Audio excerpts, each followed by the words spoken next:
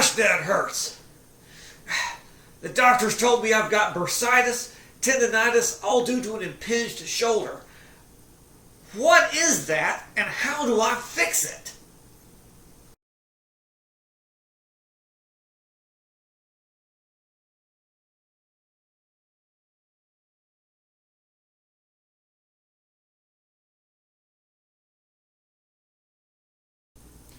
First of all, what is an impinged shoulder? If you're suffering from a lot of shoulder tendonitis and bursitis and it's not due to an injury, there's a good likelihood you have an impinged shoulder. Basically what that means is, in layman's terms, you have a bone right here on your shoulder. You've got a bone in your arm. They're right on top of each other, but that's not a void in between them. You've got tendons in between them, muscles in between them, and you've got a bursa sac in between them. Well, if those bones get out of a line or get pulled closer together, they will rub the living crud out of your tendons and bursa, causing a tremendous amount of inflammation and pain. And of course, as it inflames and swells, you lose mobility. The problem gets worse and worse and worse. So, what causes this? Well, we live in a modern world, and if you're like me, I spend a lot of time at a computer doing this.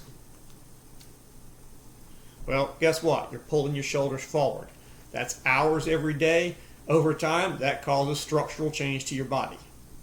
Other thing that you do, and a lot of active people are guilty of this, they do a lot of push-ups, a lot of bench press, but they don't really work the muscles smack in between their shoulder blades. I used to advocate working those muscles, but apparently I didn't work them enough myself.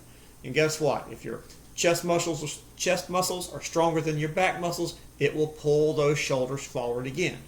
Thus, over time, creating a shoulder impingement. So I was officially diagnosed with this, and with bursitis, and with tendonitis, and had absolutely no mobility.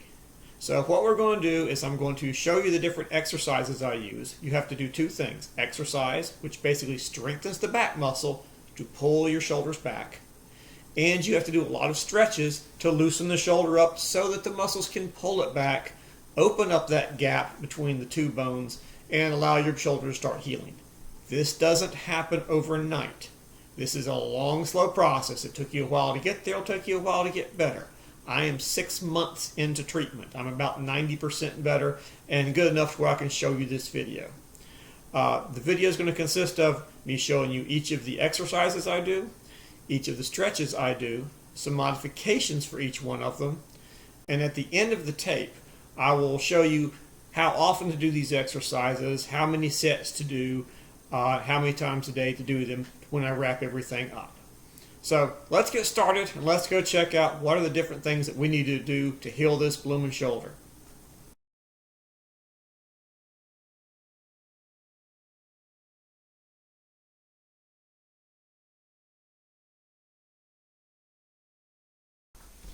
Okay, in this exercise we are going to strengthen the muscles between our shoulders. Go out and get yourself a simple set of bands, stretchy bands. You get quality ones, low quality ones, it really won't matter. Just go pick some up at Walmart to do this. Find yourself something sturdy to wrap them around.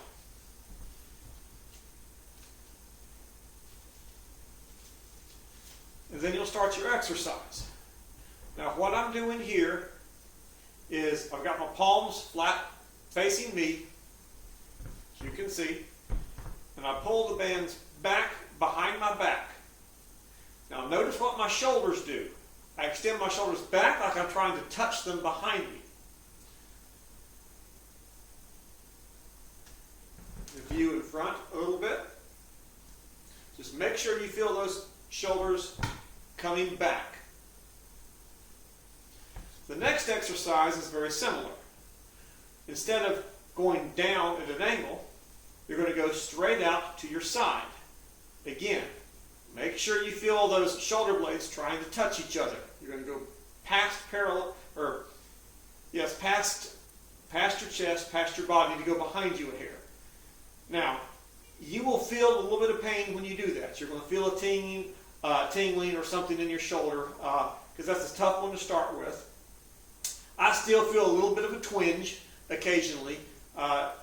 You don't want to go past a pain level 5. but you are going to feel a little something when you do that. And again, the front view of this, again, my arms are parallel to the ground, and my shoulders go back. The first exercise. The second exercise.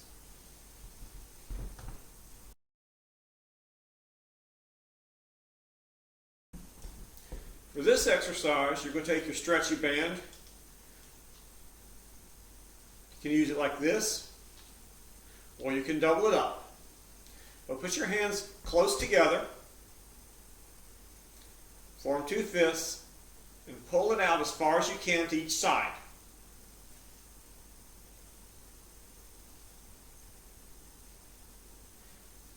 Hold it for a second. You don't want to just be yanking this. Nice, slow, steady motion.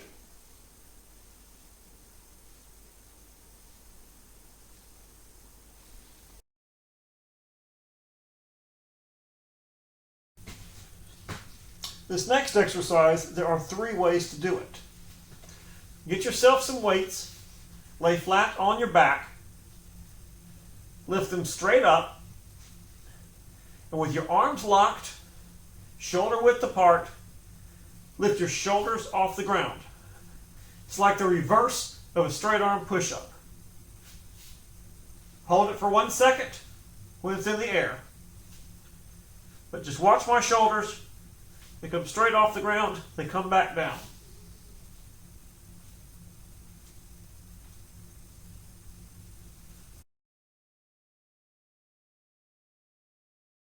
The second way to do this exercise is to find yourself a sturdy table, and you're going to get into a push-up position. Elbows are locked, and do the same motion. It's like a straight arm push-up. Just moving the shoulders. The shoulder blades should feel like they're trying to touch each other in the back. This is for once you've moved up from the first stage, when your shoulder's a little bit stronger.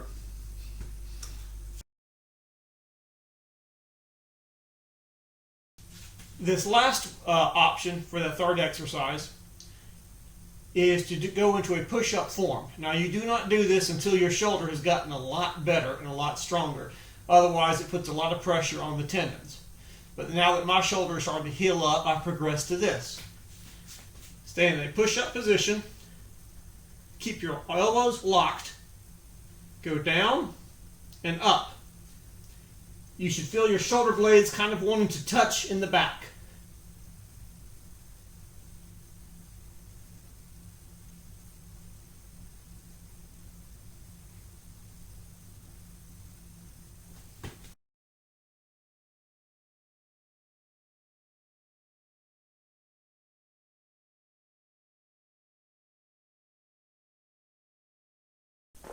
Okay, for this stretch, you're going to hold your arm up like an Indian saying, "How?" Arm perpendicular to your body, 90-degree angle, straight out. Go to a wall, plant against the wall, you're going to be right beside it. And then turn your body. This is going to open up the chest muscles around that arm. Now, I'm going to tell you right now, when I first started doing this, I could not even get my arm in this position. So I had to start with holding it down a little bit lower, going straight to the wall, and attempting to turn. I will go ahead and warn you, this is a painful exercise the first times you do it. The first few weeks I did it, I was told by the therapist, you don't want to exceed a level of pain 5 out of 1 to 10. When I did it, I went from a level of pain of 2 to 10 almost instantly. As soon as I started to engage it, it hurt. I went ahead and pushed a little bit through that engagement, or through that pain, and held those positions for the full 30 seconds, which I'll discuss at the end of this video, until I slowly got better, where now I can turn, and I actually have to lean into it to get a full stretch now.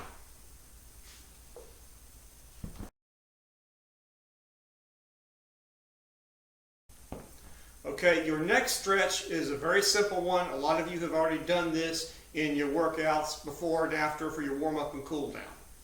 Simply extend your arm out across your body, take your other arm behind your elbow, lift up and pull that arm across. You should feel a nice tug while doing this. I will go ahead and warn you folks. You do this, you're going to feel muscles popping. Basically, you've got little swollen muscles that are sliding around in that impinged shoulder. Once you do this, you'll feel it pop in place. You do some of your other stretches, it will pop back the other direction. That's normal, so I've been told, and I've noticed over the months it decreases. And how much pain I have and how much that little muscle bounces around in there is getting better and better.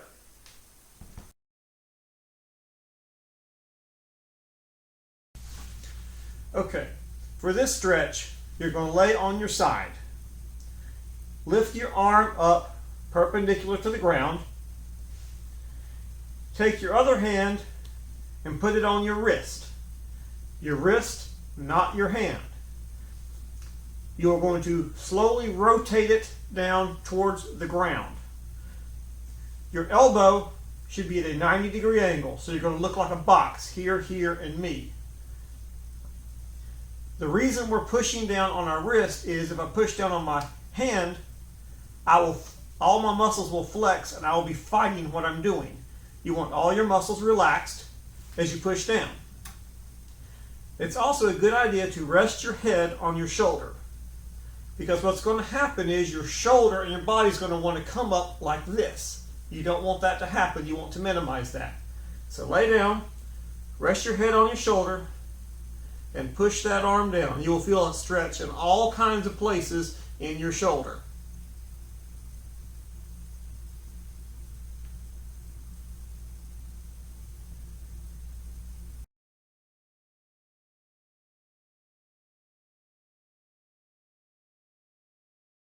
Okay, I'm going to give us just a quick recap of what we've learned today and how we're supposed to pursue doing this on a daily basis.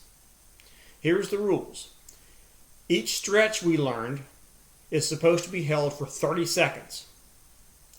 Go through each of the 3 different stretches I showed you. Stretch 1, the Indian howl stretch. Stretch 2, across the body. And stretch 3, the one where we laid on the ground and pushed our arm down. Again, hold each stretch for 30 seconds. Then you repeat. You'll repeat that circuit 4 times.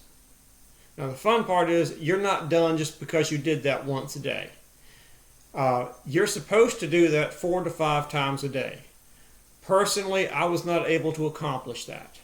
I did it for 3 times a day the first 2 months. That seemed to help substantially. I started noticing mobility differences after that.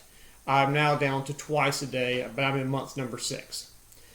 The strength training is supposed to be done twice a day. Now, each of your strength training consisted of pulling the bands back behind you from a low position, pulling the bands from a high position, pulling the bands apart, and lastly, either lifting the weights from a straight arm position or doing the straight arm incline or normal push-up. Each of those are to be done for 20 repetitions.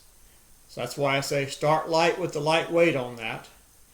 Also, light bands too. Very important that you buy bands for this. You will do that circuit twice. So 20 repetitions of each exercise, then do 20 repetitions again. You will do that, the strength training, twice a day. I did it twice a day for the first 4 months. My shoulder's getting a lot better. I'm down to doing that once a day. Now, my understanding is we're not ever really supposed to quit doing this, but we don't have to do that intensity all day long. Once your shoulder gets well, you can cut back to a more manageable thing. My goal is just to do a round of everything in the mornings after my workout, pretty much the rest of my life, so this doesn't come back again. Second thing, and this is very, very important. You may have a bad shoulder and you're trying to work on that shoulder. you best do the stretches and exercises for both shoulders.